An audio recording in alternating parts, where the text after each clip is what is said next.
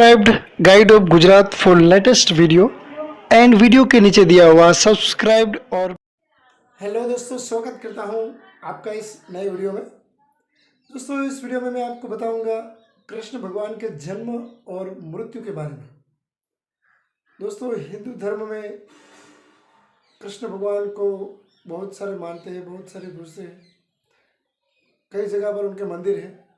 पर दोस्तों, आज मैं इस वीडियो में आपको मैं बताऊंगा कि उनका जन्म कहाँ हुआ, कब हुआ, उनकी मृत्यु क्या हुई।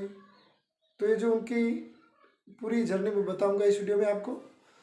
तो दोस्तों, कृष्ण भगवान जो थे उनका जन्म हुआ था मथुरा में,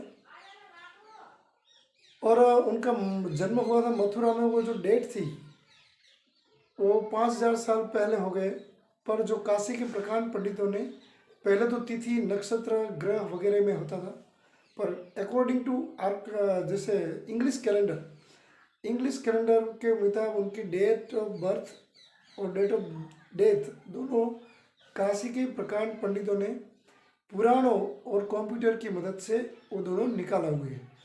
तो जो दोस्तों उनका जो जन्म हुआ था वो डेट थी 21 और 22, मंडे और ट्यूसडे। ऐसा क्यों?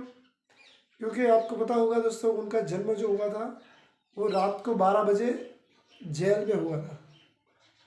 तो 12 बजे हुआ, इसीलिए 21 और 22 तारीख मंडे और ट्यूसडे, और मंथ ऑफ जुलाई महीना था, और 3228 BC। अभी दोस्तों जो हम चल रहा है वो एडी में है, पर जो उनका जो जन्म हुआ था वो था 3228 BC बिफोर क्राइस्ट। तो दोस्तों 5000 साल पहले उनका जन्म हो गया, ठीक है। बाद में वो मथुरा छोड़कर द्वारका में आए, जो कंस का जो वध किया उन्होंने। उसके बाद जरासंध के साथ उनकी दुश्मनी हो गई, तो सब उसमें से बचने के लिए, उस सब झंझट से मुक्त होने के लिए उन्होंने मथुरा छोड़ दिया और गुजरात में द्वारका की तरफ आए, और द्वारका को अपनी कर्म भूमि बनाया।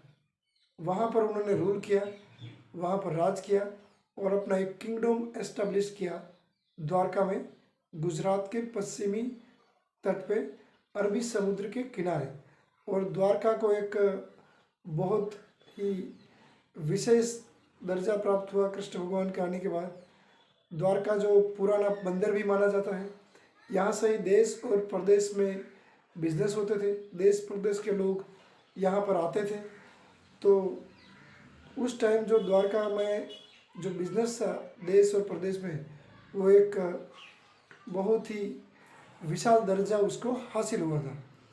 तो उसके बाद जब कृष्ण भगवान की जो मृत्यु का वक्त नज़दीक आने लगा, तो वो सोमनाथ के पास जो एरिया जिसे प्रभास पाटन कहते हैं, वहाँ पर आकर रहने लगते हैं।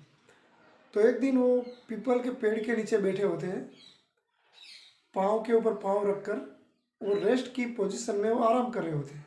तभी सेम टाइम एक जरासंध नाम का भील जो था, वो शिकार करने के लिए जंगल के में निकलता है। तो जब उसी वक्त कृष्ण भगवान जो पाँव के ऊपर पाँव रखकर आराम कर रहे थे, तो उनका जो पदम था वो चमक रहा था, शाइनिंग कर रहा था। तो उसी टाइम वो जरासंध जो भील था, जो शिकारी था, उसको पाँव देखकर ऐसा लगता है कि कोई हिरन है, कोई जानवर है। तो वो समझकर वो तीर मारता है, और वो तीर कृष्ण भगवान के पाँव में आकर लगता है। तभी वो आकर देखता है, पास आकर तो देखता है तो भगवान कृष्ण को लग गया। तब वो क्षमा मांगने लगता है। तभी उसी वक्त कृष्ण भगवान उनको समझाते हैं कि तुम दुखी मत हो, तुम्हारे इसमें कोई गलती नहीं है, यह सब मेरे कर्मों का फल है। फिर उसको बताते हैं कि तुम्हारा ये नया अवतार है, तुम अपने पिछले अवतार के बारे में नहीं जानते। तुम पिछले अवतार में, जब मैं राम था, ये मेरा कृष्ण अवतार था, उससे पहले मैं रामावतार में राम था, तब तुम बाली थे। तो दोस्तों आपको पता होगा, राम अवतार में राम भगवान बाली को छुपकर तीर मारकर मार डालते हैं। छुप कर तीर मारते हैं। वैसा क्यों? क्योंकि बाली को ऐसा वरदान था कि जो भी उनका कोई दुश्मन उसके सामने आता तो आधी शक्ति, दुश्मन की आधी शक्ति बाली के अंदर चली आती। उसी के कारण भगवान राम बाली को छुप कर तीर मारते हैं और बाली को मार देते हैं राम अवतार में। तभी बाली राम भगवान से कहता है कि मैं बेरी सुग्रीव प्यारा, कीज काज नाथ आप मुझे मारा। मुझे बैर सुग्रीव से था, मैंने तो आपका कुछ बिगाड़ा नहीं था, मेरी तो आपसे कोई दुश्मन ही नहीं थी, तो आपने मुझे क्यों मारा? तभी राम भगवान कहते हैं तुम्हारी बात सही है, मैं इसका बदला तुम्हें अब अगले अवतार में दूंगा। तो उसी के कारण जो राम थे वो कृष्ण बनते हैं और जो बाली थे वो नेक्स्ट अवतार में जरा नाम का शिकारी बनता है और उन्हीं के तीर से भगवान कृष्ण को पाँव में तीर लगता है। तो और वो जगह आज प्रभास पाटन में स्थित है, उसे आज भालका तीर्थ के नाम से जाना जाता है। तो वहाँ पर कृष्ण भगवान को तीर लगा तो आज भी वो जगह मौजूद है, वहाँ पीपल का पेड़ भी है। और फिर वहाँ से 3 किलोमीटर दूर हिरण्य नदी के किनारे भगवान कृष्ण ने अपना देह त्याग किया।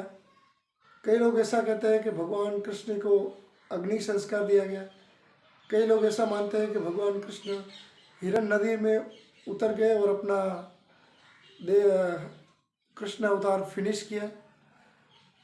तो वहाँ पर उनके फुटप्रिंट है। फुटप्रिंट मीन जहाँ पर जो लास्ट पदम थे वहाँ से फिर अपना कृष्ण अवतार पूरा किया और अपने निज धाम वापस लौट गए कृष्ण अवतार पूरा करके। तो वो जगह कहलाती है देहोत्सर्ग मंदिर। वहाँ उनके फुटप्रिंट है हिरण्य नदी के किनारे। वहाँ गीता मंदिर है, लक्ष्मी नारायण मंदिर है, त्रिवेणी संगम है। तो जब उन्होंने अपना देह त्याग किया वो टाइम था आफ्टरनून 2:27 18 फरवरी फ्राइडे 3102 BC। तो ये टाइम था अकॉर्डिंग टू इंग्लिश कैलेंडर। तो इसी वक्त उन्होंने अपना कृष्ण अवतार फिनिश किया और वो अपने देवलोक वापस चले गए। तो वो ऐसे कृष्ण अवतार भगवान कृष्ण धरती पर 125 साल 7 महीने और 7 दिन तक रहे। ठीक है, 125 years 7 months and 7 days as a Krishna avatar उनका टोटल लाइफ टाइम था।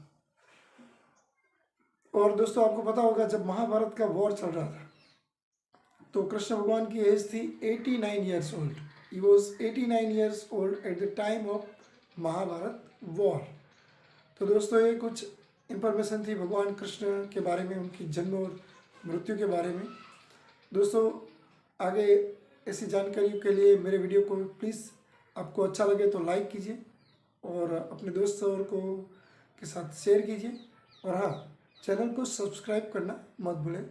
अगले वीडियो में फिर आपसे मुलाकात होगी, तब तक अपना ख्याल रखें। जय हिंद, जय भारत।